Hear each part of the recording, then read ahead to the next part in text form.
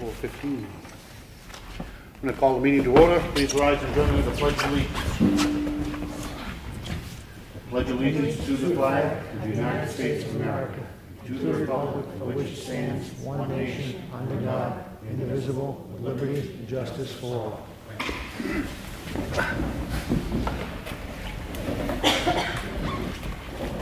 Roll call. Sam Martin. Here. Bob Freeman. Yep. And Rick Morgan's here. Public input. Just. Hi. I'm Allison Hayford. Yep. I was here February 5th to discuss with you planning the candidates night. And Ossipee Listens, which is a nonpartisan group of diverse people in the community whose purpose it is to provide a safe forum for people to get informed. You can't hear me? No, I the Oh, sorry. To get informed and discuss issues that impact Ossipee and its community members. We hosted that, or the group hosted that last year, and it was a great increase of participants and a good event. So we were hoping that, although we heard that you wanted to have the question answer format, we were hoping that we could work together to meet over that. And Molly Messenger worked with Ellen to coordinate in a time, and because she worked, she wasn't able to be here until probably 5, she thought, but she came. Your meeting was so short that she missed it. So we're just wanted to let you know that we're disappointed that we weren't able to discuss it, but also I was kind of surprised when I watched the video that when it came up on the agenda, we weren't asked. No one was asked if we were here at that time. It was just announced that we were going to go back to the old format, and that's fine. We're going to move on to our next event, but I just feel like it's really a missed opportunity to work together, and I hope that we can come up with ways that we can communicate better, because I don't know if you're privy to all the emails going back and forth to let you know that it was going to be difficult for us to be here before 5 o'clock, or that we wanted to talk about it. We did know that. There was no way to hold the meeting open. We were already done with all of our business. Right, but when it came up on the agenda, you immediately...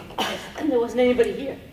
Right, but before you asked if anyone was here, I thought maybe you'd say, oh, we're expecting Molly, so maybe we could put that to the end of the meeting. I mean, obviously we can't do anything about that, so I guess what I'm asking is, how can we in the future communicate better? And a lot of the people in the group are working people, so how can we work with you when it's difficult for us to be at the meetings? I would say to start earlier next year. I'm going to actually disagree, Sam, a little bit, and I apologize because I was not here. And I do understand that the meeting was quite short. However, if they were on the agenda to be seen at a particular time, and the meeting was adjourned prior to that time, then I think that's unfair.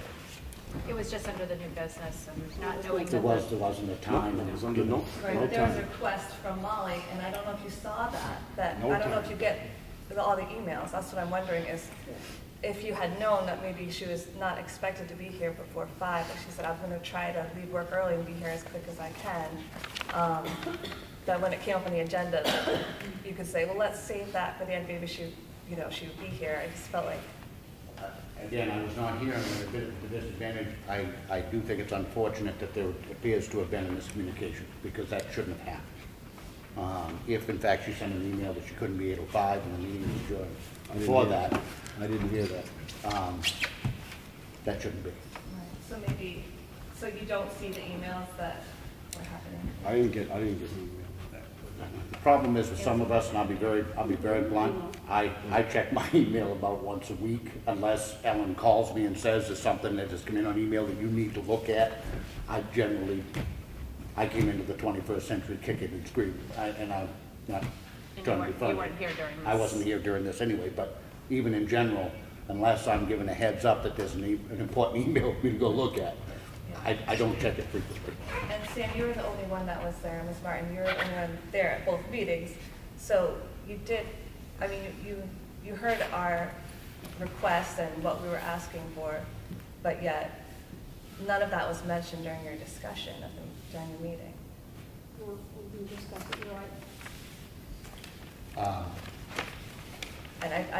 that was a little hard. And Mr. Freeman, when you said, like, obviously Ossipee listens, we're not listening. And I kind of feel like it's the other way around in this case, that we're trying to communicate. I know Molly wasn't here. It went by, it wasn't a certain time that they had, and we just went on with the meeting. Yeah. It was done and over with. As I said, when we spoke, I do think that the format that you used last year was difficult for candidates. I think the format is wonderful for getting feedback from citizens, don't get me wrong. I don't have any issue with that. I thought it was a difficult way to run a candidates night because you didn't get the opportunity to hear from each candidate at the same time on a single issue. That being said, I don't see why they have to be mutually exclusive. My hope had been, before I left here, that we were going to do the traditional question and answer, which historically has not lasted long, and then you folks were going to do your thing immediately after. I don't think that they should be mutually exclusive. I don't see why it has to be one or the other. Now, that being said, there's a very limited period of time left. Yes, and that's fine. We're moving on to our next event. Hopefully you can participate. And I've been at each one I think that you've held, and I will continue to be there, and I think they are useful, but I think it's unfortunate that this time it didn't happen that way. Yeah, I agree. Sorry, Jonathan. Jonathan Smith, Ossipee. I just want to bring something to light which doesn't pertain to us as a town regarding your management, but the school budget. Just speaking to the camera to let everybody be aware, I watched a deliberative session. I spoke with the superintendent.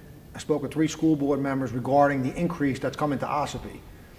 Ossipee's increase this budget season for the school district is going to be $1.33 per thousand. Brookfield's going up 67 cents. Effingham's going down $1.29. New Durham's going down 18 cents. Tuftonborough's going up 17 cents. And Wolfboro is going up 52 cents. So we are off the charts exponentially higher than every other town within our cooperative district, which is just crazy. So basically, the response I got from the 3 members and the superintendent was, it's very complicated. There's a multitude of things. Without putting anybody under the bus, as they say, 3 of them really didn't know. They couldn't really give me an answer, so they pushed me off to the superintendent, who had the most knowledge regarding it. It's basically state grant money, student enrollment, property valuations, and a multitude of other things. And she didn't even have all the answers. She says, you're more than welcome to sit down with the finance director, but I said, if it's not going to change the budget, it's just wasting my time. So it's just something that people need to pay attention to. It is, it's trouble. Ed, this is right up the alley of a piece of legislation that Comeau tried to introduce this year. And I don't have a clear understanding of how that formula works, and you've got some research, you certainly have some financial background. It is very, very difficult to comprehend, but the main thing is it's in the way that the tax rate is assessed. It's based in part on the equalized valuation and in part on the average student daily attendance. And they're right. Certain federal grants that are targeted to specific areas do come off from that particular area's tax obligation. This has been my argument for a good many years.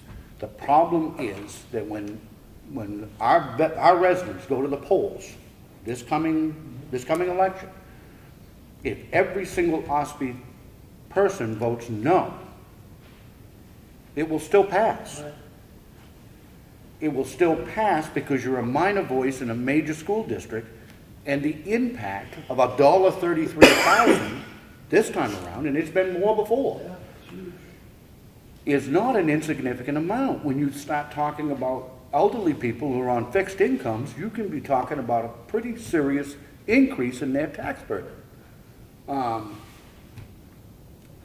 The answer, you know, and I hope that at the next legislative session, maybe we can at least get it into a study committee, and Ed, you can jump in on this. There needs to be a look at the agreements and the way that they are calculated. I've used the same analogy back when the school district did the vocational education school portion of the school over there. Quite frankly, one of the best things the district had done in eons. Don't get me wrong, I like the voc ed center. But at the time that that was passed, don't hold me to the numbers, but the impact in the town of Ossipee was like $2 a thousand, while it was 25 cents a thousand in Wilkesboro. That's a pretty tough pill to swallow. And it's not gonna get any better until that formula is addressed. And Ossipee residents need to be aware of the process. They need to be aware that it is a complicated formula. We do go over that, we go over that average daily attendance thing because that does represent such a big part of it. We double check that list every year to make sure that they are in fact here and there are residents. And I mean, we do what we can to try to mitigate that impact.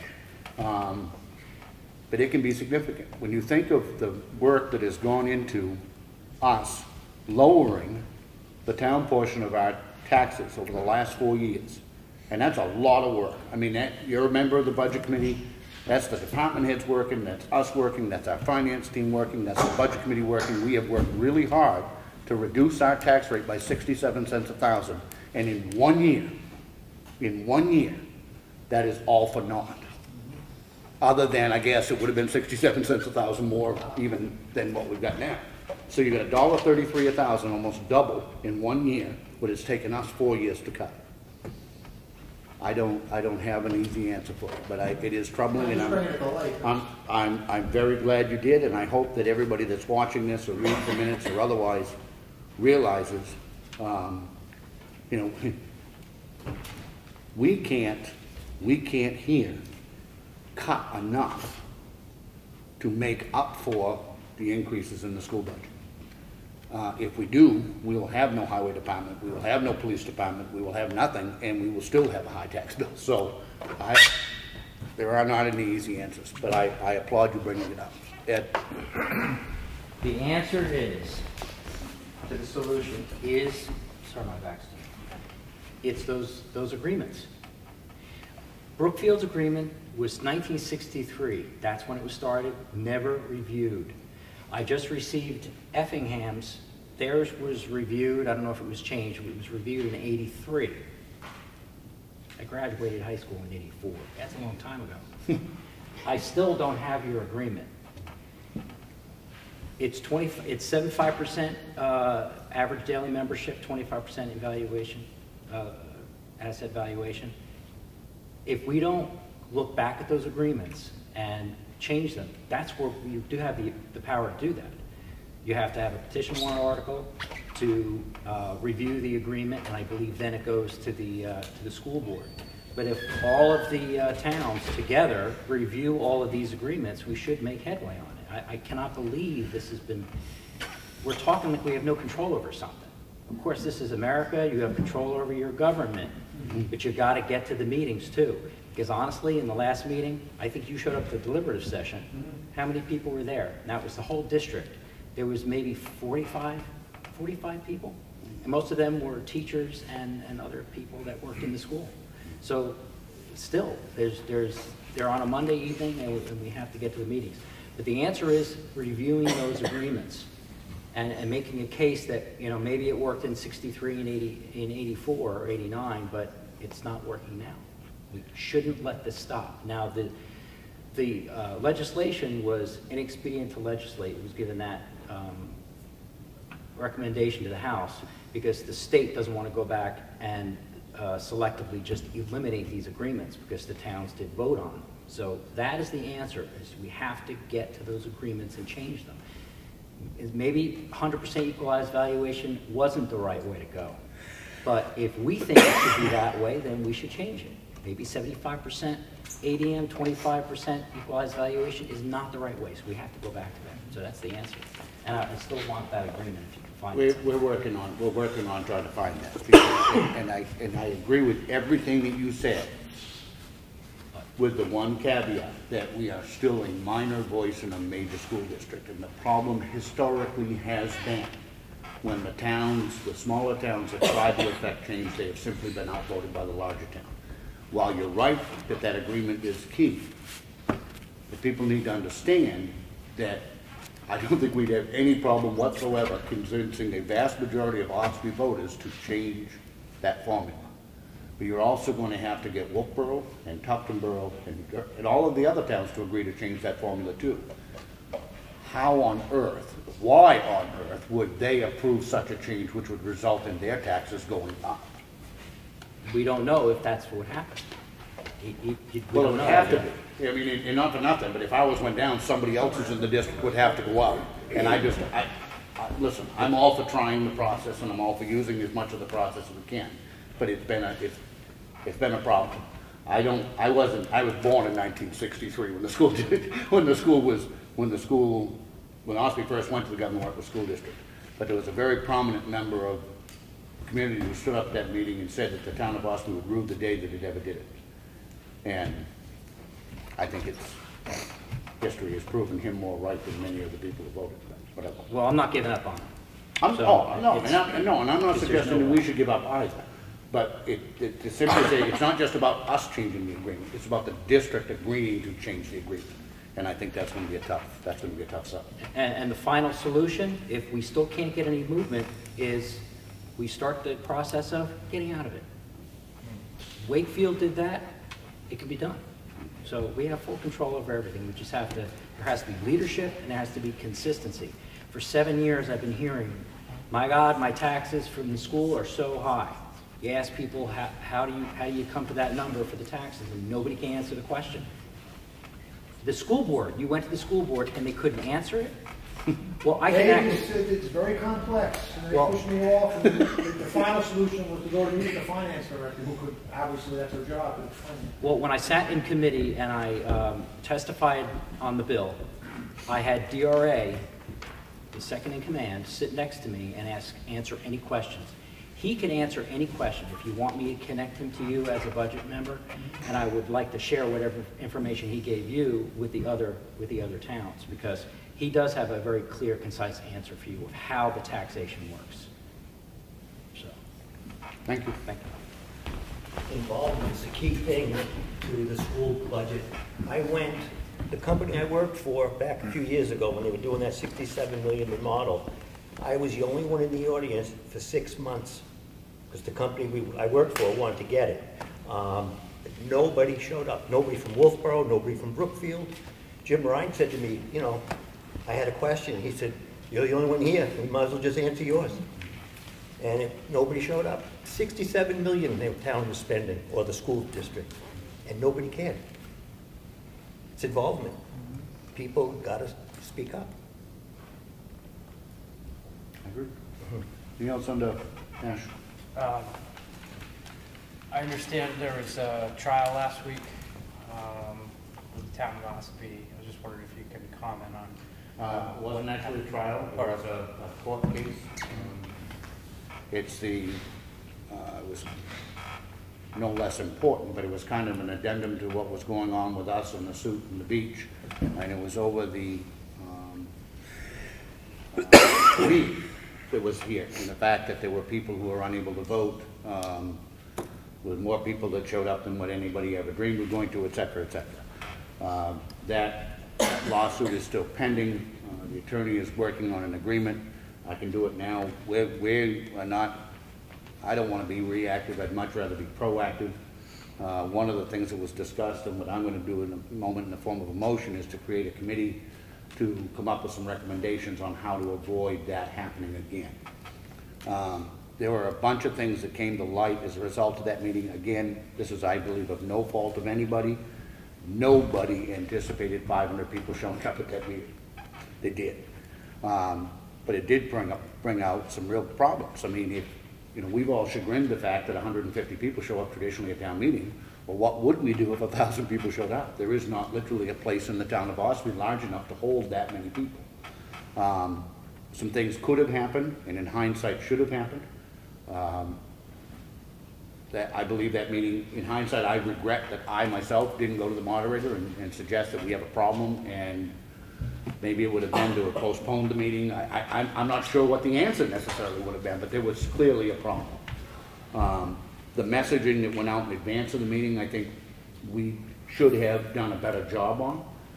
One of the things that was said over and over and over again, that the polls would be open for an hour, and what should have been said very clearly was that the law requires that the polls be open at least 1 hour, but that they would be open as long as was necessary to let people vote. I think that message didn't get out real well, and there were some people who left thinking that they weren't going to be able to get the vote. I think the messaging was not great on our part, and I certainly accept my share of the responsibility for that. One of the other things that came to light a little later than that meeting, and it will involve maybe even having to change the town charter. If we had got the opportunity to have a revote, I wanted it to go on the ballot, so that it was on the ballot along with our elections and our zoning changes. And I think that there are many things that could potentially garner such interest that we ought to be able to vote them on the ballot. And then you get all-day voting, people come at their leisure and vote, and would have corrected what was a problem at that meeting. According to the DRA and our town attorney, our town charter does not provide for that type of voting. So it might be even a case that we need to look at changing the town charter to make that happen. Long story short, again, I'd rather be proactive than reactive. I'm going to make a motion that we establish a committee specifically to address town meeting. I'm going to suggest that one member of the Board of Selectmen be on it, and I just assume not do it unless somebody else doesn't want to. Sam, I'd hope that you would.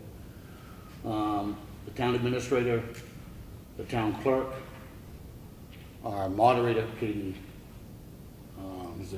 Meserve. Josh, are you willing to serve on that committee? Well, I mean, I'm not trying to be funny. You or somebody from your group. Okay. Yeah, great. Maybe not me personally, but I think there's definitely someone from the group who will gladly. Okay, and I get that. They do need to not go. Yes, yeah, of course. And I'm hoping that Joy will, but she's not here, so we'll have to find out whether or not she's willing to serve on that. Being that they were the principals on the other side, I certainly would want to include them in that if they'd like to. And I make that in a one motion. Second. Any other discussion? All in favor? Aye. Aye. We'll get that going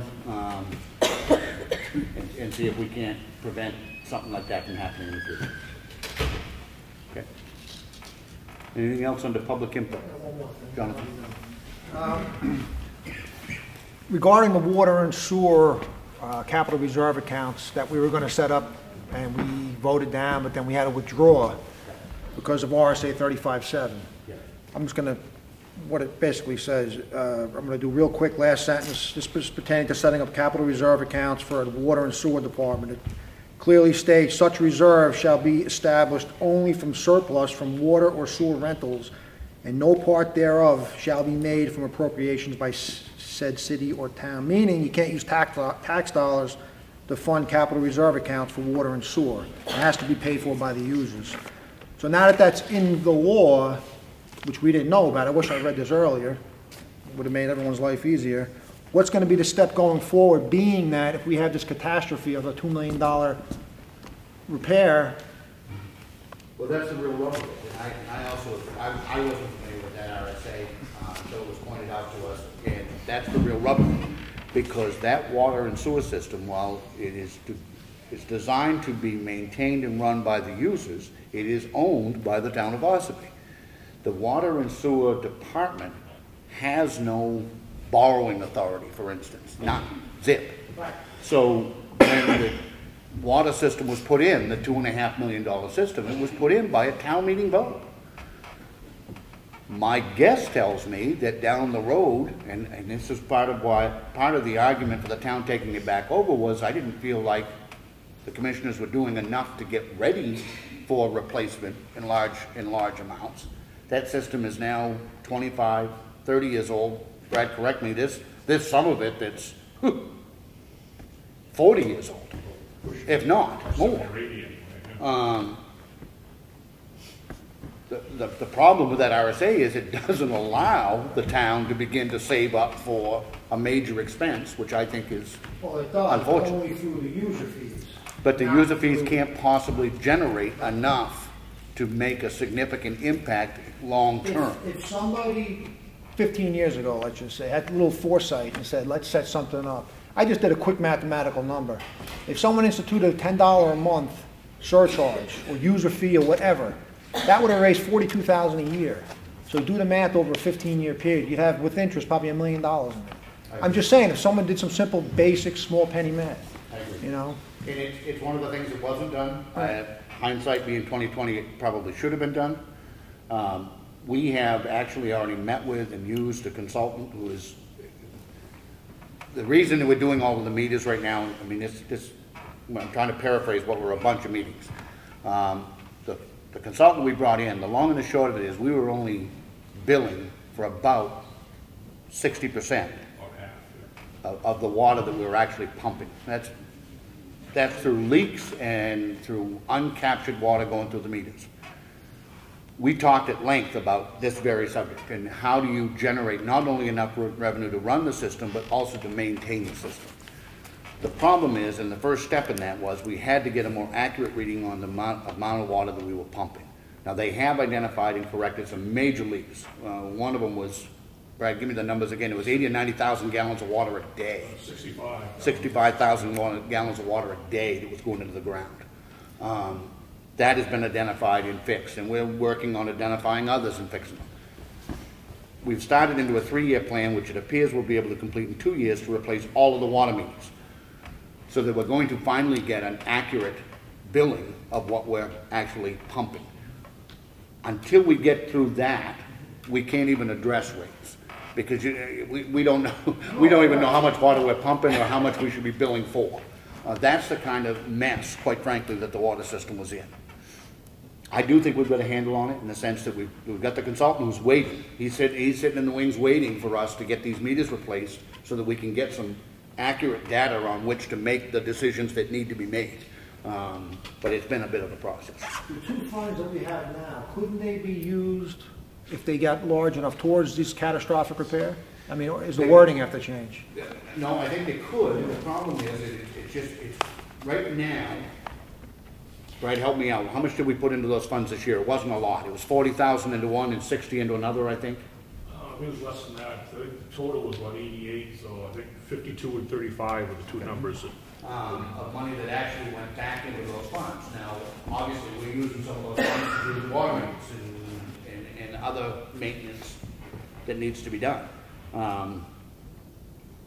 One of the things that we'll be looking at when we do the rates is, one, getting a more accurate number of what we're actually pumping, and then we can make some decisions on, because you have to generate enough revenue to not only run the system, but to try to maintain it. Now, will it ever generate enough so that when there's that $2 million required fix? Probably not. And at that point, the town would probably enter into another bond agreement similar to what it did when we bought it. I just think if you look at what we try to do from the town standpoint, knowing that there are expenses coming, we try to save up for them, and I think it's unfortunate in this case we can't. But the RSA doesn't allow it. Anybody else under public input? Josh? I've got a couple things, and I'm like hesitant to do this because sometimes, I mean, I think you guys get a lot of flack. You got a lot going on, and you know, one of the challenges, like, there's so few people involved, and even if I don't think you're doing it all perfect, you're here and you're doing it, and I appreciate that. I really do. So hear that. It sounds like It is, but it's also true. Okay. So I guess, and I never know what's the best way, like most respectful way to address, like, do I say selection free? Good. Do you guys care? I'm right. Okay, I'm just trying to do it right. One of the things, I'd like to understand why the meetings are at the time they are. They're just hard to get to. I have to get to work early, and I want to be involved, and so I'm just, did I already come out? Okay. When I was a selectman before, we had meetings at 7 o'clock at night. Yeah. That everybody would come, because so many people came. Right, okay. This is the biggest group I've ever seen as far as what comes here and is present for these meetings, but when they were 7 o'clock, everybody had gone home, fed their families, doing homework, getting children ready for bed, and getting ready to get up and do it all over again the next day. So it used to be 7? They moved them around several times in the past, Josh, and it didn't increase attendance at all. Well, Yeah. Now, I can tell you my thoughts of the reason that we're doing the 415 is I think it's good to have as many department heads here as we can and available to answer people's questions and concerns in a timely manner. When we did it later at night, in order to get that, meant bringing them back in versus them doing it at the end of their workday. So it's, if I thought for 1 second by moving it to 6 or 5:30 or whatever, I'm willing. I mean, it doesn't make much, it doesn't take any more time out of my day to do it at 5:30 than it does to do it at 4:15. It just historically, it hasn't improved attendance, and I mean, I'm certainly willing to try, but No, and I thought today. I thought it might have something to do with having staff here. I think that's also important. Yeah, I want to like give that some thought, and I like hearing that you're open to it. So it was unfortunate we missed. We showed up at whatever it was 4:40 week before last. We weren't here, and I'm not as I actually really value short, efficient meetings. I think that's a great way to do it. I understand you're broken a record, but I'm not disappointed about that on its own. What I am concerned, Bob, for this question for you is a comment you made at the end. No one was here from Ossipee Listens, and then kind of under your breath, like, geez, I guess they're not listening. And I wondered if you could elaborate on that. Yeah. Yeah. Just so there's no confusion. I guess I was just making a comment. I didn't mean anything by it. I apologize. I didn't mean anything by it, but there was nobody here. We had one guy ask one little question. That was it. Yeah, and that's fine. I'm not elaborate like Rick is on things. We all I go through it and get it done. So I think that's fine and that's fair. We all make bad jokes, and that's okay. I've been there. If it was something more than that, I wanted to know, because actually we take the listening part really seriously. That's part of the organization's purpose, is to try to bring people together and understand the community. So if there was something more of content to that comment, I wanted to know. So just a bad joke. Okay, fine. I guess the other thing, and I'm saying all this with just my own personal hat. I'm not speaking for any group. I'm just here as a citizen, voter, whatever. I was a little curious. I can understand that, there was some desire to have the candidates night have the more traditional way of doing it for certain reasons. And while I think that we could have come to a again, a co-organized event that incorporated those other methods of having the Q&A. I think we could have come to something together. At this point, I think it's too late. But one of the things, it just kind of struck me, and I just wanted some clarification on it, is last year, and Sam, this is really more of a question for you, at the beginning of that candidates night, that forum, you challenged really why Kathleen was at the planning meeting, and if it was, if there was something going on, and if it was rigged or something, or it felt unfair, I think, and that was, a fair point. But I guess what I want to understand is why it's different now if, you have candidates, an incumbent on the select board that is organizing the whole event, and why is that different? I'm not sure I understand the question. I think I do. I don't mind jumping in if you don't mind. Two things, and we actually answered some of this just before you came in. No, absolutely. Listen, I was away for a couple of weeks. I feel badly that it is got to where it is, because I don't think that the two things were mutually exclusive at all. Yeah. What I had hoped was going to happen was the traditional question and answer, meet the candidates, immediately followed by the Ossipee Listens, however you chose to run it. And I still think, and I'm sad that appears, I agree, it's probably too late for that to happen now. I don't think that they have to be mutually exclusive. I had an issue not with the Ossipee Listens, but with that format. It was very, very difficult in the context of meet the candidate. Now maybe it would get better with time, but it was very difficult if you, and I'm trying to use myself, if there are two candidates running for the same office, I want to hear them both get the same question, and I want to get the same answer from both of them. That's how I compare to know whether I agree with party A or party B more than the other. Yeah. It was difficult to do in that forum, and I'm not saying that the forum didn't serve a purpose, I believe it did. I just think it was difficult to, in the sense of a candidate's night.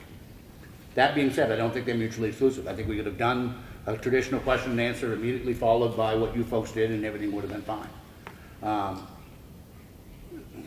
But that's not how they, when you brought your list that you held up and you ran down your list a couple meetings ago and you said, and you can go right after us.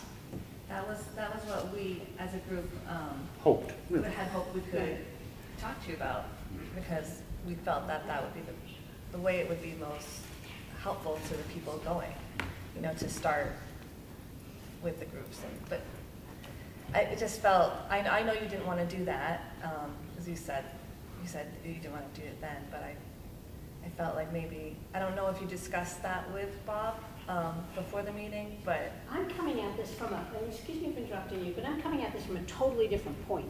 I was one of the candidates last year. I had absolutely no idea what my opponent was saying, one way or the other. I never saw her answers. I never heard her questions. I never knew any of that. And I'm not sure that people, once they were moving around the room, remembered what somebody else said. There were so many people, there was so much noise. And when you got to that other candidate, that opposing candidate, did you really remember what the other candidate said? So it was a really uncomfortable feeling as a candidate. Well, I think the event's for the benefit of the voter more than the candidates. And that's why we asked the people that attended, you know, their impressions when they left. And first of all, I think having 50 people there, or 55, whatever there was, is a great way to reach more voters. But anyway, we don't have to discuss the ins and outs of how to do it, but it's just being heard was important to us, and just not just being heard, but being able to work with you. And it felt dismissive. And that, you know, afterward, I apologize, that's not the way it should be done. I appreciate that. As far as Bob being in on any planning of the candidates night, we had a group discussion about whether or not we wanted to do a traditional candidates night, and we did. That wasn't him having any influence of it or any other thing. That was a true group decision on our part. And again, I've made my feelings very well known. It's nothing against Ossipee Listens. I've been to those listening sessions. I will be at future ones. I think they're very useful. I myself had a difficult time with it as a candidates night forum, but that's. And I just want to be clear, I'm not concerned at all by, you know, Bob or you guys organizing it and being part of that. I was just confused at why it felt inappropriate last year that a candidate was involved, and it's okay this year. That was all. It just didn't make sense. I also think that I went first. Well, no, listen. As much as I hate to admit it, politics in small towns can be a nasty business, and I guess we shouldn't be surprised that we're not at all immune to what is even going on the state level and national. I can tell you that what this board went through this year on this beach issue, I make no bones about it. This year was the hardest $5,000 I ever earned in my life. Now, so there is a certain amount of suspicion and cynicism about things that are new, and you know, right, wrong, or indifferent to raw. And maybe that Ossipee Listens at some point will help people get over that. Let's hope.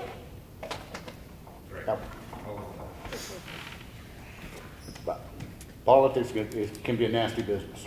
Just keep an eye on your time. Do you have any more? No. Yep.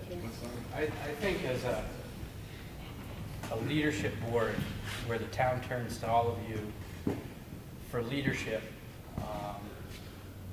it was a bit eye-opening for me to see the responses from Sam, and I wasn't here at the meeting, but I saw it on video, Bob's response. You have a group of people, and while you all campaigned last year, it was all about getting more people involved, or economic development, and using all of these great flashy words that certainly piqued attention of some. I think it's really important that this board find excitement in the fact that there's a group of people in this town that want to pick up a baton and run with it and change its face and change its brand and change what's going on here. And I just have to say that change is oftentimes uncomfortable. And rather than, in this instance, rather than, you know, we're not having that, it didn't go well, oh, it's over. I'm surprised that the discussion didn't change to, this is how we can make it better. Because I know, Rick, for one, when you were at Envision Night for the EDC, you're quite impressed at how it kind of fell into place. And I think, and that format took a page out of Ossipee Listens and New Hampshire Listens program. I'd just like to see a little bit more collaboration with this board, with a group of citizens that are excited. They're getting involved. You haven't seen a select board meeting like this in I don't know how long. And I've been sitting at these board meetings for the last 3 or 4 years, and I'm excited to see how many people are sitting here. And these are all your voters. These are all the people that want to see leadership out of you, and they're demanding it. I think that should eat a big warning for this town and for this board. We should all be excited with what's happening here, and I hope you take a little bit of that to heart and get excited with all of these residents. I absolutely agree 110%. And I certainly don't want to diminish our elderly population, but it's nice to see people that are below the age of 50 getting involved as well. And I don't mean to sound that funny, but I mean, even in the Board of Selectmen, most times it's been retired older people who have the time or the energy or the commitment, or however you want to slice it up, that run for many of these boards. If you look at the average age on many of the boards, it's up there. And it takes younger people to get involved, and I have absolutely no issue with Ossipee Listens. As I said, I've been to their forums in the past. I will continue to go. I think that they are extremely beneficial. And let me be clear, I really enjoyed the one you just had, the economic development. That was awesome. I had no problem. I don't have a problem with your group. It's just what happened that I had a problem with.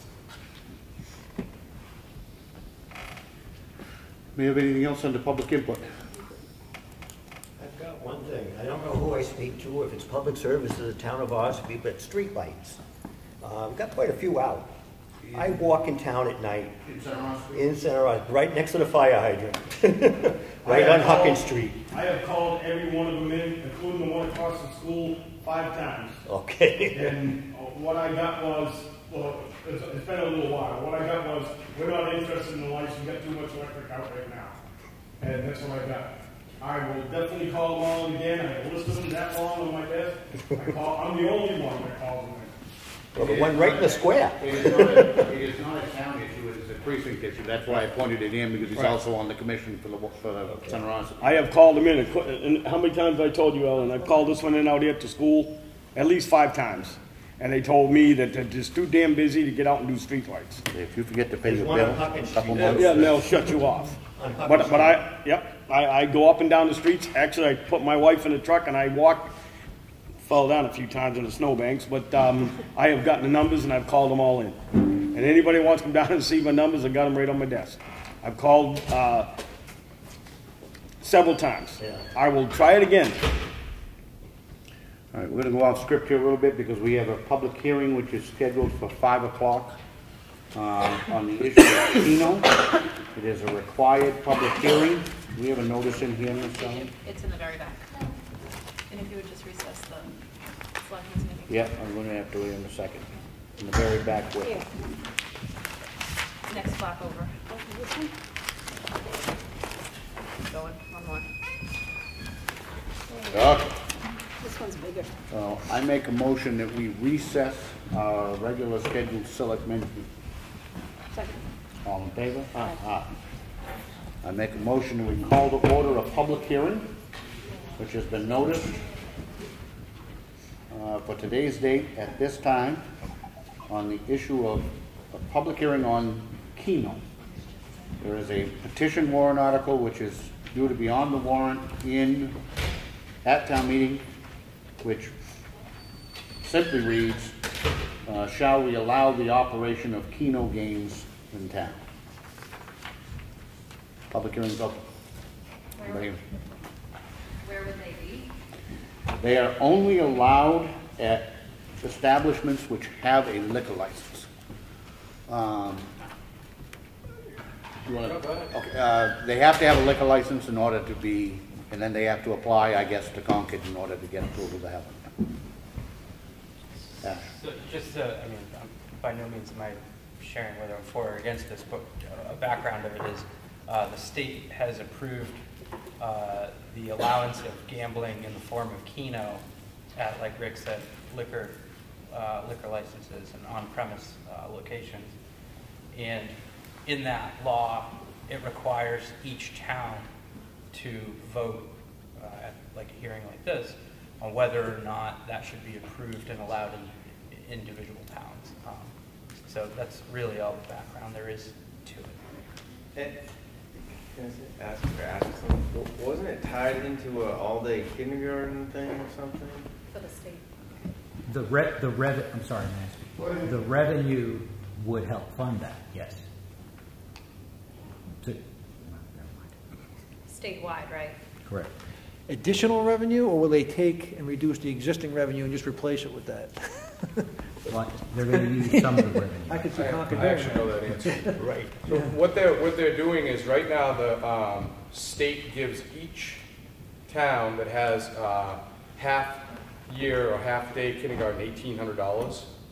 So what they're going to do is the first year they have Keno, they're going to give everyone an extra $1,800. So then you'll have $3,600. What they're trying to do is they're trying to give the schools more money. Just in the last few months alone, they literally have had $100,000 in Somersworth. These towns are making money on it. As far as a business goes, I've been at my location since '99. We are a drive-by location, and I hate to say it that way, but you come up over the hill, people not from around here fly right through. A lot of the vacationers who come up are familiar with what Keno is. It definitely generates a lot of money for the state and for the town that it's in. I looked into it, and I think it's finally something that's a positive of the town. It seems like every time someone brings something up, it's actually costing the town money. This is actually going to put money back into the town. It might take 2 years to do it. In 2019, it goes up $1,800, and then after that, it goes up even more. So it's really based on revenue after that. But they're guaranteed to double the amount of money for the kindergarten classes that go right off the bat. So I might just correct something you said, Tim. And this is something that was put out because there is a lot of information on it. But yeah. This was put out by the Municipal Association, and the question is, how does the kindergarten funding work, and what is the connection with Keno? You're partly right. Under existing law, state adequate education grants to school districts are based on the average daily membership and attendance in each district. Essentially, the number of full-time students, the basic grant is $3,561 per student, subject to certain adjustments. Kindergarten students are counted as half-day attendance, even if they attend for a full day. In other words, adequate education grants are provided only for half-day kindergarten, a little under $1,800 per student. Under SB 191 for fiscal year 2019 only, the state will distribute an additional $1,100 for a total of about $2,900 for each student attending a full-day kindergarten program. These distributions do not depend on Keno revenue, so that was already going to change in 2019. For fiscal year 2020 and later years, the state will instead distribute an additional 1/2 share, approximately $1,800, so that districts are receiving the full grant of $3,561 for full-day kindergarten. However, that amount is to be funded by Keno proceeds, which will be paid after certain deductions into the state's education trust fund. If the amount of revenue raised through Keno is less than enough to fund these additional grants, the grants will be reduced proportionately, but not below $1,100 per student. Thus, districts will receive a minimum of $1,100 and a maximum of roughly $1,800 per student, depending on the amount of Keno revenue. And again, it's verbiage, but when you say it's going to be beneficial to the town, it would go to this Governor Wentworth School District. It doesn't come to the town of Ossipee, and I just want to make that clarification. Other questions? the reason why I said about being a drive-by location is We have 20 staff, and every year the same thing happens where we head into winter time and we slow down a little bit, and because we slow down, we lose some of our staff, and then it's hard to gain them back. You know, Comeau's a definite revenue stream, and especially from the vacationers that come up. I think our area would definitely benefit from it. The restaurants around would benefit from it. You know, even if they spent $1 more, $1 more a lot of times, especially for wait staff and things like that, it's a lot of money. You know, I mean, out of our staff that we have, 16 of them make money on tips. So if they're not getting tips, they're not making money, and then the town's not making money because we pretty much hire all locals. So, I mean, I'm for Comeau. So we already have full-day kindergarten, so how does that, that money impact our school? If I read this correctly, it does not impact it at all for 2018 and 2019. But when it does kick in? The Comeau distributions, correct, and I think I've got this right, do not change whether or not Ossipee chooses to get involved with Comeau or not. It's based on statewide Comeau revenue. Ed, am I correct? Yes. So whether or not the town of Ossipee does it or not has no bearing on what revenue the district might get, except in the context that obviously across the state, more places that get involved with Comeau, the more money will be generated, which then in fact would impact it. I'll be honest, Tim, and I have a couple of concerns on this. I know it can only be, it's not just the restaurants, it has to be someplace that has a liquor license. Right. This is not a moral thing on my part. My wife is in love with scratch tickets. I buy them all the time. It's not a moral thing about gambling, but I'll be honest with you, from where I stand, you know, I feel like my vote is always going to try to be, while I'm sitting in this chair, what I think is in the best interest of the town or not, and whether or not it helps us or doesn't. I'm a little concerned about the Comeau, I'll be very honest, and part of it is because it is only allowed where alcohol is served. Well, they do that so it pretty much is primarily for adults.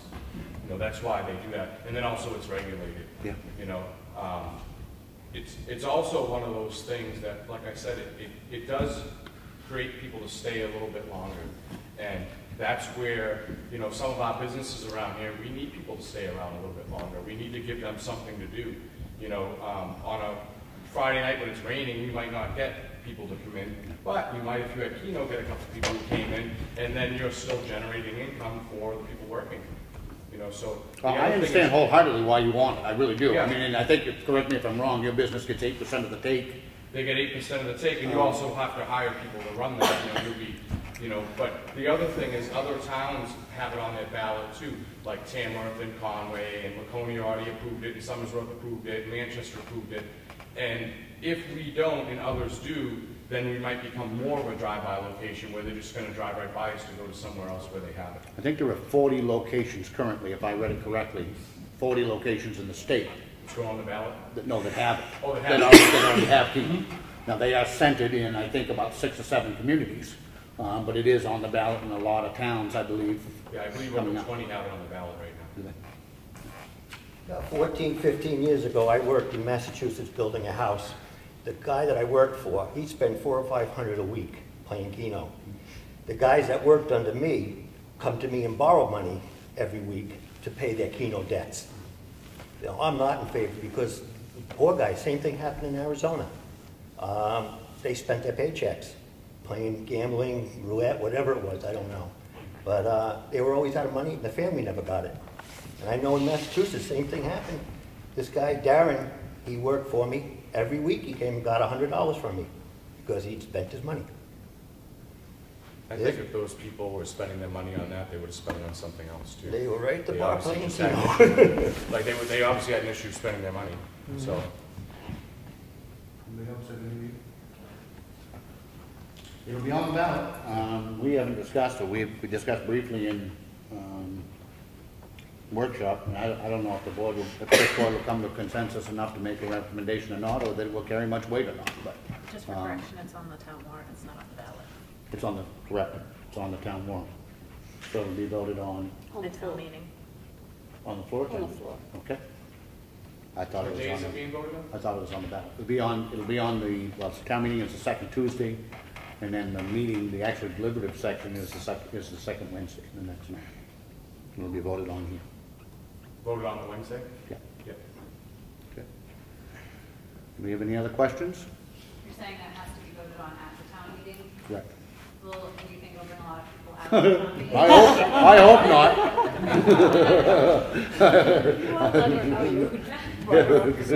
not. Please. I hope not 500. You also need to know And I that don't mean to we make light of nominated it, you but- for something. Yeah, I don't mean to make light of it, but it is what it is. So, I understand why the business, you know, you're not the only one. There's another business in town I think that's very much affected. We'll see what happens. Sounds good. Okay.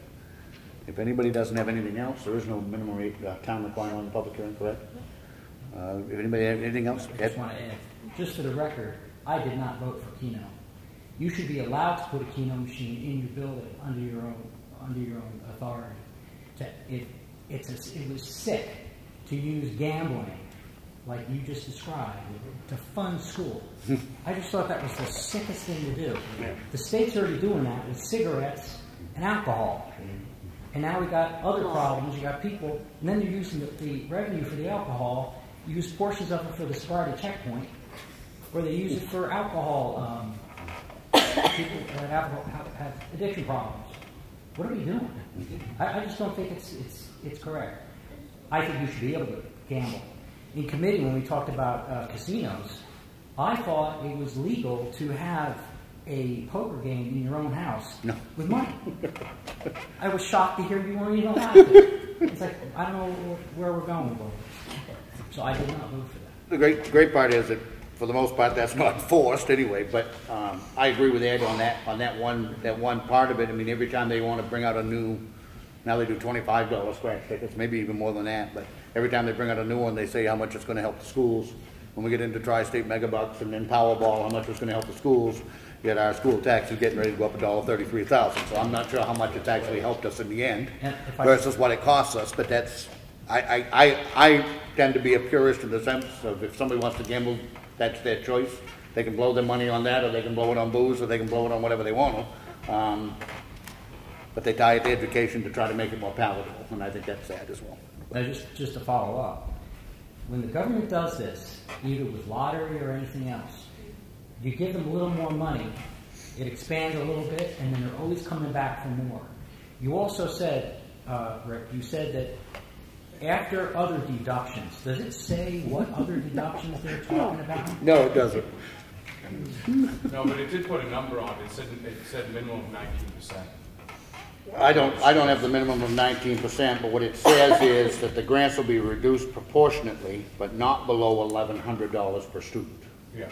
Yeah, I got minimum of 19%, and that was in the, I think it was in the Union Leader, actually. I believe I read it. No. Not that you can always believe everything that's printed in the newspaper. Oh, either. it doesn't seem like it. Just for added information, just about the sobriety checkpoint. Finally, the House Committee of Criminal Justice and Public Safety voted ought to pass for a bill getting rid of sobriety checkpoints. So now it has to go to Senate, of course, the governor. We'll see what happens. Eventually, people are going to realize that those sobriety checkpoints are unconstitutional, they're a waste of time and resources, and they're not giving the effect that you want. That's just as news. And I promise not to debate it on that too hardly. Anybody have anything else on Keno? If not, then I make a motion we close the public hearing on Keno. Second. All in favor? Aye. Thank you. And I'm going to make a motion that we reconvene a regular selectmen meeting. All in favor? Aye. I was still on public input. Anybody else have anything on public input before we start into the red book? Okay. The first thing is we have the minutes of the selectmen's meeting which occurred on Monday, February 5th. That's the one I was not at. I think you were there. No, I was not here. Yes, I was on that one. Bob wasn't here. I make a motion to accept them as printed. All in favor? Aye.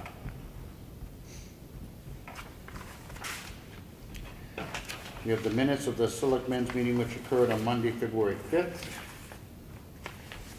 I make a motion we accept them as printed. All in favor? Aye.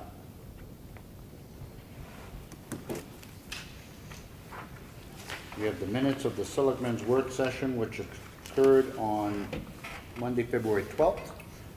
I'll make the motion to approve. Second. All in favor? Aye. And we have the minutes of the Selectmen's meeting, which occurred on Monday, February 12th. And I again was absent.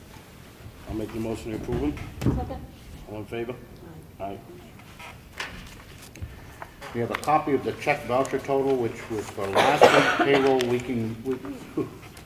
week ending 2/17, $42,108.17.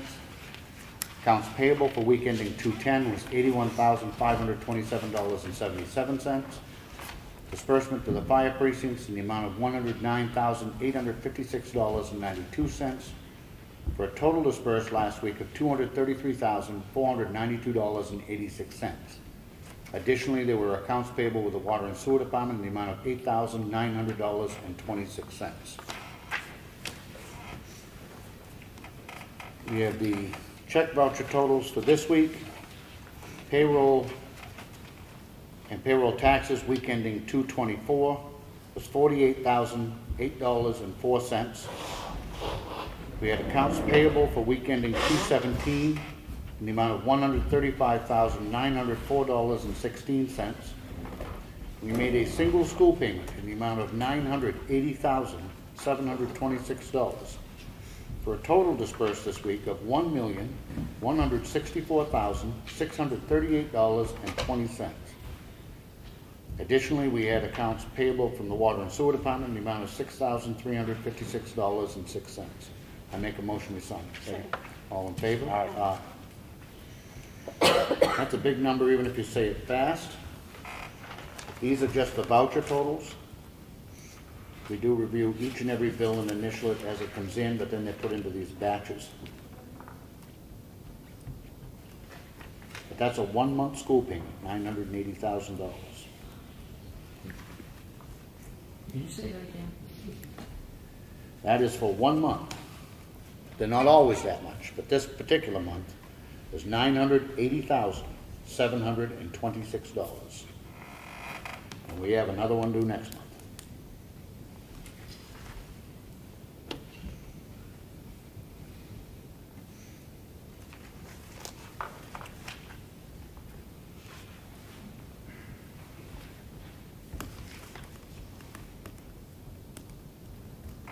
It also may seem like we blow through some of this stuff pretty quickly, but we have all individually had a chance to read all of this prior to the meeting. We have a payroll reimbursement request. This is from the Water and Sewer Department in the amount of $3,447.62. I make a motion we approve. Second it. All in favor? Aye.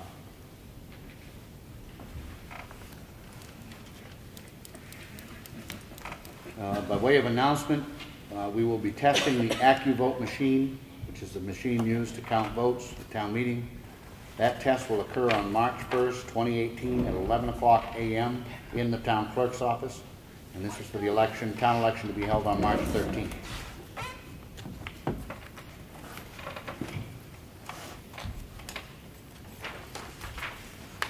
We have a request for abatement. This is on map 28, lot 1. The original assessment was $26,300. The revised assessment is $13,800. Results in a refund or abatement of $268.75. It's been recommended that we grant it by our assessor. To further review, it does appear that it would be very difficult to obtain permits to develop this particular property. It is merely an access point to the Bear Camp River, and recommending adjusting the land condition to 50% good. I make a motion we approve it. Second. All in favor? Aye. We have a notice of intent to cut wood. This is on map 117, lot 31, map 16, lot 05.3, and lot 05.2. It's a 186-acre parcel with 40 acres to be cut. Elizabeth Gillette is the owner. Peter Farrell is the logger. The taxes have been paid. Make a motion to approve it. Second. All in favor? Aye.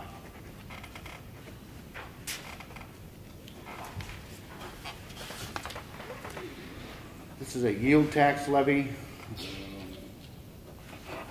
which was signed in my absence by both Bob and Sam, just by way of announcement, to collect $767.51. There's also a copy of an abatement which was approved on map 247, lot 22. The original assessment was $488,900. The revised assessment was $449,300. Resulted in a refund or abatement of $822.50. It was approved last week. We have a request for a clerical abatement. This is on map 126, lot 6. The new and correct deed for this property just reached our desk, and unfortunately was dated in September, which caused the incorrect person to be billed. Results in a refund or abatement of $1,819. I make a motion we approve it. Second. All in favor? Aye. And the next piece of paper is a supplemental tax warrant to collect $1,819, the same amount, from the correct person. I make a motion to sign. Second. All in favor? Aye.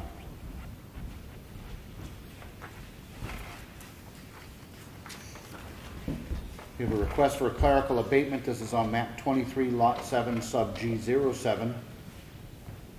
Taxpayer paid a jeopardy tax in November. As she had moved the camper in October, she should not have received a new tax bill.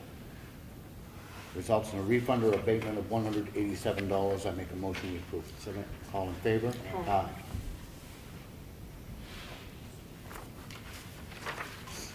We have a notice of intent to cut wood. This is on map 115, lot 16, an 87-acre parcel, 45 acres to be cut. New England Forestry Foundation is the owner. Peter Farrell is the logger. Taxes have been paid. I make a motion we approve it. Second. All in favor? Aye.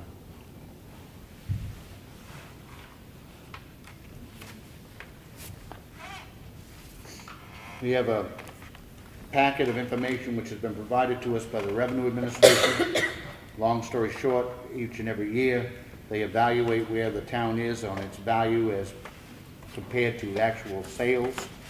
We've determined a median ratio for the land, buildings, and manufactured housing in your municipality for the tax year 2017 to be at 95.1%, which means that we're about 5% below what the properties are actually selling for. And so long as we're not out more than 10% either below or over, we're in pretty decent shape. That's here if anybody would like to look at it. We have a notice of intent to cut wood or timber. This is on map 245, lot 13 on Duncan Lake. It's a 995-acre lot, 87 acres to be cut. The owner is Marlo Herrick, Hopkinton Forestry and Land Clearing. I believe this might be the state of New Hampshire's, actually. State Forest. It is. This is for the notice of intent for the property which previously went out to bid to be cut in the state forest. Property taxes exempt.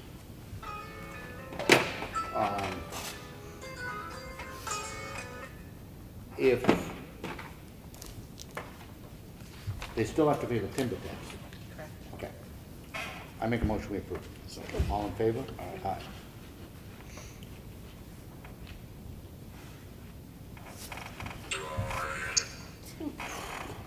We have a notice of intent to cut wood or timber, map 266, lot 7. It's on Route 16. It's a 68-acre parcel, 40 acres to be cut. Evan Ames is the owner and the logger. This is again part of the state forest cut. I make a motion we approve it. Second. All in favor? Aye.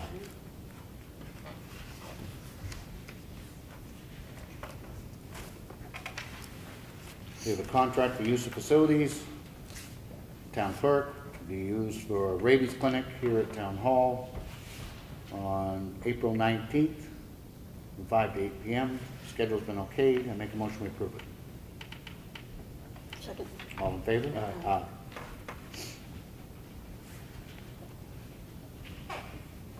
So if anybody does have a dog that needs a rabies update, it's a great opportunity, right here at Town Hall on April 19th, 5 to 8 p.m. to do it at a much lower rate than going to the vets. Is it also for The time actually is only 5:30 to 7:30. I need a half hour to set up and a half hour to close. Will they also do cats? They will do, yes. We have a letter from the planning board. This is dated February 13th. Dear Board of Selectmen, the planning board at the February 6, 2018 meeting discussed the commercial and industrial construction tax exemption bill HB 316 and the potential effects for the town of Ossipee. After a brief discussion over the terms of the proposed warrant article recommended by the Board of Selectmen, which says, and it just reads the article, the planning board unanimously endorses the adoption of the provisions of RSA 7281, the commercial and industrial construction exemption, to allow a new construction property tax exemption for commercial and industrial uses. The planning board is in agreement with that proposal. We have a kind of an ongoing issue where it appears as though back, correct me if I'm wrong, in the 80s or 90s, early 80s, the town of Ossipee merged some timber lots in the Ossipee Mountains. Now, this has been a long time going back and forth, trying to figure out what happened and when. Long story short, the town attorney's been involved with it, the owners have been involved, and it appears that we're now down to simply one lot, correct? Correct. And that is tax map 79-2, no. Map 215 lot 7 needs to be unmerged. And then there's a maps and everything else. It's a fairly complicated process. The red outline includes the original range parcels of 129, 128, and 122. The bulk of this area is shown on tax map 215 as lot 7. I make a motion that we approve the plan to unmerge those two lots as they were previously mistakenly merged by the town of Ossipee. Okay. Any discussion? All in favor? Aye. Does that satisfy what the town attorney needed? I do believe it does. Okay. We have a contract for use of facilities, but the UNH Cooperative Extension wants to use, do cooking class at the Freight House. There's a series of dates, 3/20, 4/17, 5/15, 8:30 to 11 o'clock. Schedule's been okayed by Craig. Deposit's been paid. I make a motion we approve. Second. All in favor? Aye.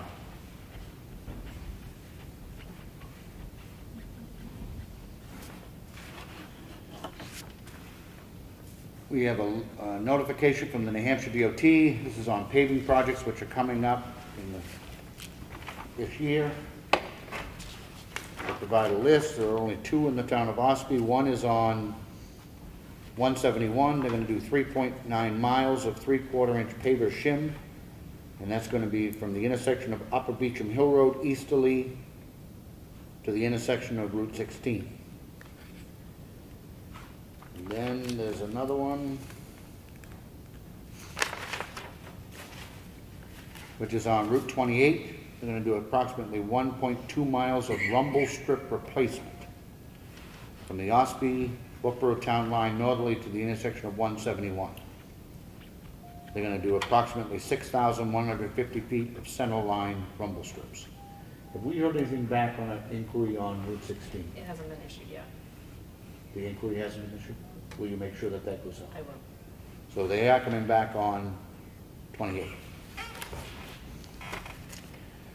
We have a request from Harbor Homes, which was not received until February 20th. And long story short, and it's a fairly long letter, but these are the people that are running the Nashua Safe Station program as pertains to the opioid epidemic. They're requesting funding from the town. The problem is that we're already well through our budget process. In order for this to be addressed, it's something that would have to be done on the floor of town meeting. But the long story short, they're the ones that are running the Safe Station program, and according to their record keeping, there were 8 people from the town of Ossipee who were in fact served by the Safe Station program. I certainly think it's a worthy thing for the townspeople to support. I'm just not sure of the mechanism to do it at this point. We'd have to do it on the floor of town meeting if we chose to bring it out. They should be here to speak to it. I want to let them know that. I don't know of any other way to address it. So if you want to reach out to them and see if somebody would be available to come to town meeting, give them the date and time. We have the dog officers' reports, which are here in the folder if anybody would like to look at them. We have a notice of decision from the planning board. This is on case number 18-1-SPR.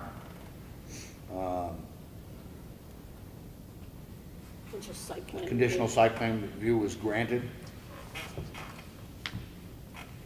And then there's a notice of decision from the zoning board on 18-2-V. It's the Stephen Ingram Revocable Trust. Has been granted a variance. We have the Highway Department work log, which is here if anybody would like to look at it for the last 2 weeks. We have a copy of a check we received from Charter Communications, the amount of $8,339.15.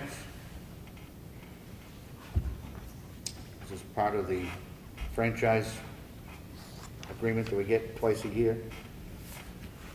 We have Brad and I presume you got this, a copy of a letter from DOT regarding posting on a couple of bridges. Yes. Simply, all of our red listed bridges are done, but it requires that we post an E2 and a weight limit of, posting of E2 on the Valley Road Bridge over the Danville River, and a weight limit of 10 tons and 1-lane bridge sign on the Arches Pond Bridge. Right. The Arches Pond one is there. We hadn't put up the new postings on the Valley Road Bridge yet until they looked at it and told us what we had to put up on it. So, Yep. You can do that. I don't know if you have to provide proof for them back if they're that posted. just I notify them that we did it, that's all.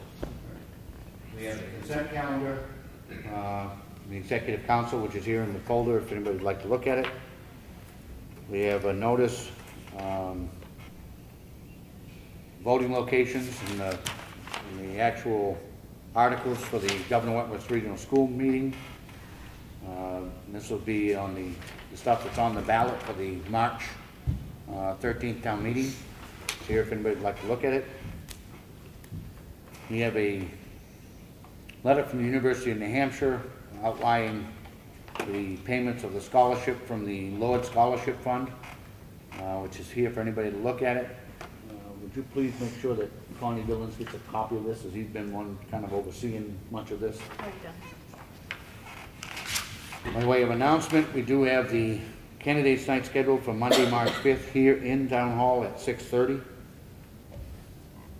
we want to talk about how this can be run? We're still looking for a moderator, are we not? Right, we're still looking for a moderator, but we're going to add something to it this year. People will be allowed to write their questions on a 3x5 card, which the town will provide for them, and a box that you can put it in. It will be at the discretion of the moderator if there's an objectionable question to be asked, but the same question will be asked of each candidate. For those people that are not comfortable standing up and asking their question, you may be able to, you can do it this way, and you might feel more comfortable and you'll still get your answer. And there will still be open floor questions also. I have a question about, will there be any childcare like last year? Or would that be something to consider? Don't look at me. Been there, done that. We have a water and sewer warrant to authorize the tax collector to collect $137.80. I make a motion we approve. Second. All in favor? We had a payroll reimbursement request which was approved last week in the amount of $3,456.23. And cell phone charges which were approved last week. We have an abatement which was approved. This is on map 87, lot 25. It resulted in it was a return pressure reducing valve. which was unused, and we gave them a credit for $90.20. There was a warrant approved last week by Sam and Bob. Authorized the tax collector to collect $137.80. And there was also a warrant approved to collect $334.99. And I think that finally concludes the red folder.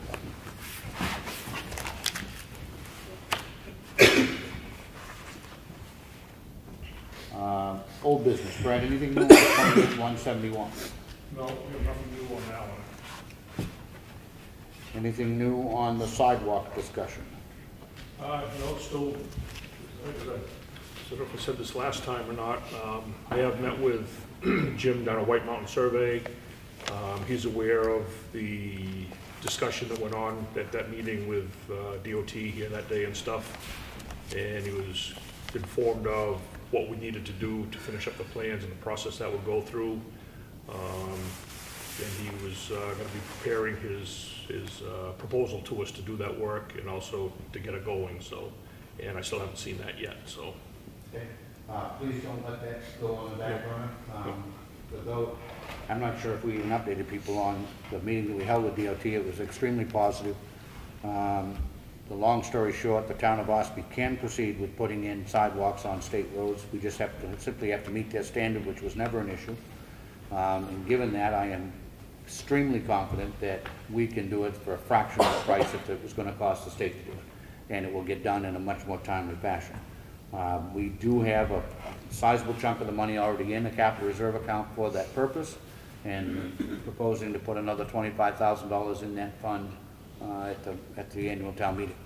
But so we're working on that. So let's make sure that that happens. Anything on Covered Bridge? Yeah, a little bit. Talked to Hoyle Tanner end of last week. They attended a meeting with DES, which they said they normally do that partway through the permitting process there, so they could sit down with them face to face, answer any questions they have about the application that had gone in and stuff like that. It was very productive. There were only 2 or 3 small questions they had, which they were able to answer, so they could move forward with that. They expect to have all the permitting back by the end of March here.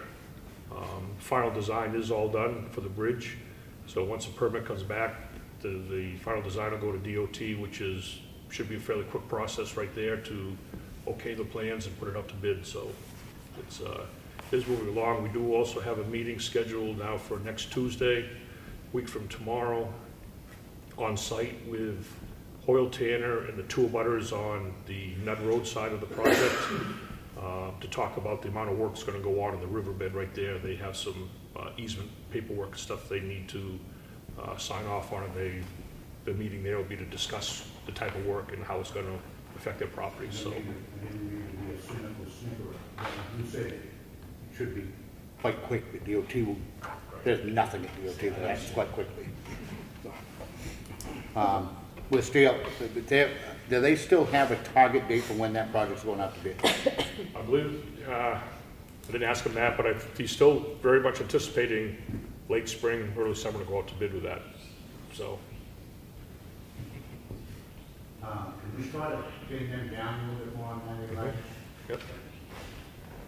I feel, and I hope I mean, we've been, this is now 10 years, $2 million, and if we do not stay on them, early summer will turn into late summer before it even goes out to bid, and it won't get back across the river in 2018.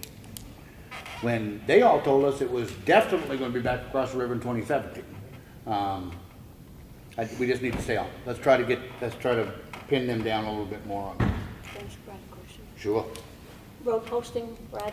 Yep, I was going to talk to you about that here. We'd like to get permission to post the roads a week from today on March 5th. Surrounding towns, some of them are doing them that same day. Some of the other towns have already done them. Tamworth has, Walton has, I believe I heard Wakefield has. I don't know about Effingham yet, but I know Wolfboro's doing theirs on the 5th also. So we'd like to start with the weather forecast for this week here. You know, days up in the 40s, pushing 50. It's going to be time to post them, and it's going to be the same date that we did it last year also. So. I'm okay with that, and only thing I would ask you is you continue to work with the guy, with the truckers and everything, as much as you can on early mornings, and the roads are frozen, and you can get them in and out before the roads thaw, and I know that you guys have in the past, and will continue to do that, but I make a motion that we post the roads beginning March 5th. Second. Any discussion? All in favor? Aye. Aye. And proceed. I'll put a banner up so that people can see it. For those who have a truck or, need to move equipment, if it's cold enough early morning, touch base with Brad or Billy, and they're very accommodating in trying to help you get in and get out before the roads are thawed. The entire purpose of this is simply to try to make it through mud season without damaging the town roads. That's all it's about. Anything else under old business, Brad? Alan? Anything? Any new business?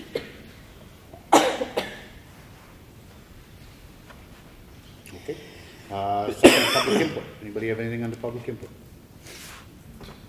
Smith, how much money was that group looking for? The safe space, whatever it was? They didn't give an actual amount. They didn't. What they said was they are anticipating a $400,000 shortfall, and the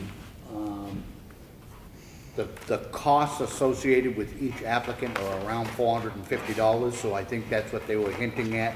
They didn't ask for an actual amount. They're putting in a request to virtually every town in the state that had somebody that went there and asking for some help if it's available. It's like everything else, and everybody that's watched the news has seen that, this opioid epidemic, it's all well and good to say we want more treatment, and we need more treatment facilities, but there's not been a heck of a lot of funding for a lot of those facilities. There was an emergency stopgap measure done this week by Health and Human Services, to prevent the closing of 3 out of 4 treatment facilities that one organization was running in the state. So just that timing was not great. We're already through the budget process. Do we have anything else under public input? Anybody got a hold of you yet, Joe? For moderating possibly the candidates night? No. Is that something you might be willing to do? Nothing like always putting the one on that the gets spot on dragged in. camera, but, I got what a date is candidates. March 5th. Please stand by. Jesus. And I'm hoping you do, so I don't have to.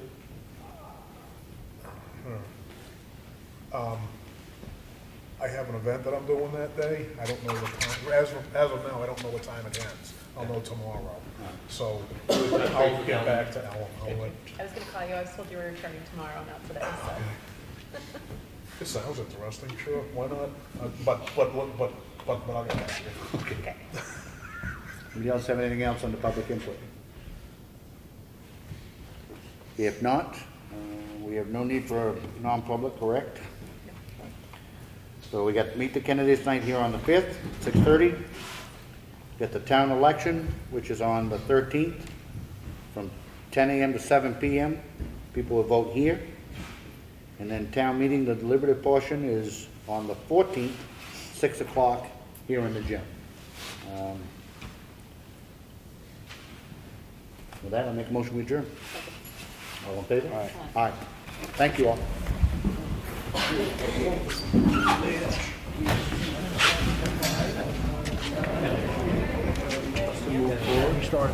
There's only like 1 change up there.